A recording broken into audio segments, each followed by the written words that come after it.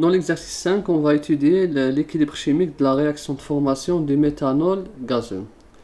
On commence par la première question, calcul de l'énergie interne, qui est la voici, l'énergie interne molaire standard de cette réaction à 298 Kelvin. Et ensuite, on va prédire le sens de l'équilibre. Et dans la deuxième partie de cet exercice, plutôt la troisième partie de cet exercice, on va déterminer les expressions des constantes en fonction de Kp, Kc et de la fraction molaire. Donc, on commence pour la première, le delta U, l'énergie interne.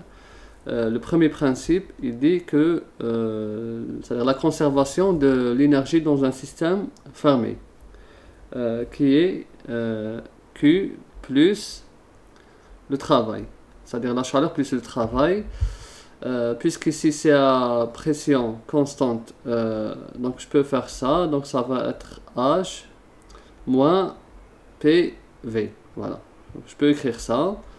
Ensuite, comme on a une variation, c'est une variation, d'accord, donc on va mesurer la variation de l'énergie interne, donc je vais écrire ça, égale delta H moins delta PV. Bon, bien sûr, ici, ils disent que l'énergie interne molaire standard, dans les conditions standards, la réaction. Et bien sûr, comme on est en phase gazeuse, on considère que ce mélange gazeux se comporte comme un gaz parfait. Donc, on sait qu'un gaz parfait il est caractérisé par l'équation d'état PV égale 1 RT. Donc, je peux remplacer ici et j'aurai ça. Moins, comme RT. Donc, c'est ça, delta 1 RT. Et R et T, c'est des constantes. Donc, à la fin, j'aurai ça.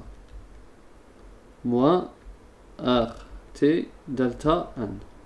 Voici l'expression de l'énergie interne, de la variation d'énergie interne molaire standard. Maintenant, l'enthalpie, elle est donnée. RT connu. Maintenant, ce qu'il reste de delta 1. Delta 1, c'est la différence des nombres stoichiométriques que des molécules gazeuses. Bon, là, c'est un équilibre homogène, on n'a pas de problème. Mais si c'était hétérogène, on prendrait que les substances gazeuses, les constituants gazeux. Donc ici, on a le nombre stoichiométrique c'est 1, et là c'est 2, et là c'est 1. Donc ça va être delta 1, ça va être 1 moins 3. Et ça va être moins 2. On voit bien que c'est négatif, donc ça veut dire que le nombre de moles des gaz ici, il diminue dans le sens direct. Et je remplace. Donc ici l'enthalpie de la réaction, c'est donné, c'est moins 93 kJ. Moins 93 kJ par mol. Moins, donc je vais prendre le R 831, parce que c'est en joules. 831 joules par mol Kelvin. Je vais convertir en kilojoules de préférence, car ici c'est en kilojoules. Le facteur de conversion c'est 1 joule, c'est 10 puissance moins 3 kJ. Fois T. T ici c'est 298,15 Kelvin. 298,15 Kelvin. Donc on revient Kelvin avec Kelvin. On enlève joule avec joule. Fois delta 1. Delta 1 c'est moins 2. Voilà. Donc moins 2, donc il ne faut pas oublier que moins avec moins ça va être plus.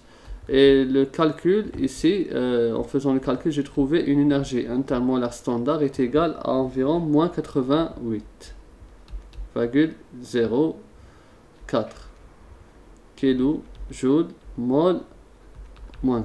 Voici la valeur de l'énergie interne molaire standard. La voici. Maintenant, la deuxième question, si on augmente la température, là on va prédire juste le sens de déplacement. Une fois on augmente la température à pression constante et on augmente la pression à température constante, ensuite le catalyseur. Si j'augmente la température à pression constante, ici c'est exothermique. C'est exothermique, d'accord?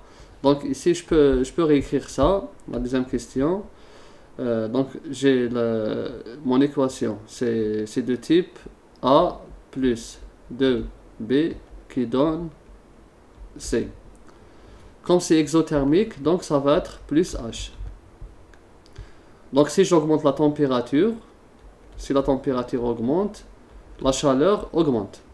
D'accord? Donc si la chaleur augmente ici, ça veut dire que, c'est-à-dire selon la loi de Le Chatelier, il va s'opposer à cette modification. Donc il va favoriser plus le sens 2, le sens inverse. Pourquoi? Parce que le sens 2 va faire diminuer, dans le sens 2, le H va diminuer. Comme le sens 1, le H augmente, donc on va favoriser le sens inverse. Donc la chaleur augmente, donc c'est le sens inverse ou bien indirect qui c'est-à-dire qui sera favorisé dans le cas où j'augmente la température. Donc voilà, c'est ça le sens inverse. C'est le sens inverse ou bien le sens 2.